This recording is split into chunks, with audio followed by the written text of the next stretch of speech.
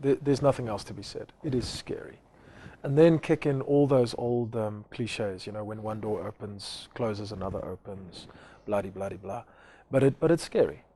I think the only way you get through that is, in my case, do something about it.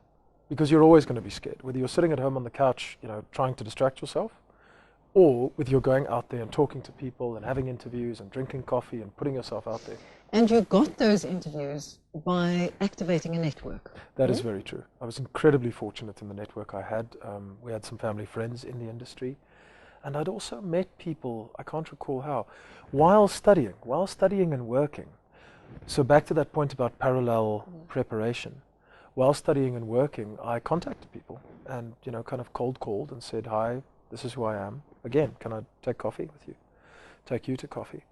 And so I knew people. I'd activated a network and built a network, and I was willing to put myself out there and ask. But many people stop after the second or the third no.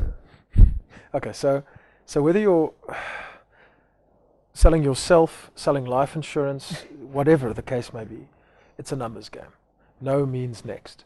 Because the law of averages says there are 5% of people, of prospective people out there, want to give you the job, want to give you the opportunity, know someone who can help you. Now, if it's 5%, you've got to talk to 20 people to get one. If you talk to 20 people and you don't get one, the chances are you're going to get 2 out of the next 20. So just get up off your hindquarters and talk to people, and it will happen. It has to. There was one guy who kind of led you on. You thought you had a position, it would have been very good, it sounded very good, and then it fell through. How does one work with that?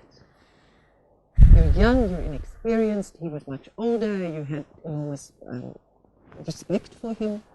And it was an ideal position. I mean, it was a real disappointment. So I suppose my off-the-bat response is disappointment is like fear. When it happens, you can either, your emotional state isn't going to change. You can either do something practical or not. And what I did is I lined up other options.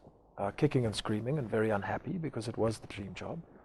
But I went and spoke to people and pursued other avenues. And ironically, in retrospect, I'm very, very grateful I didn't get my dream job.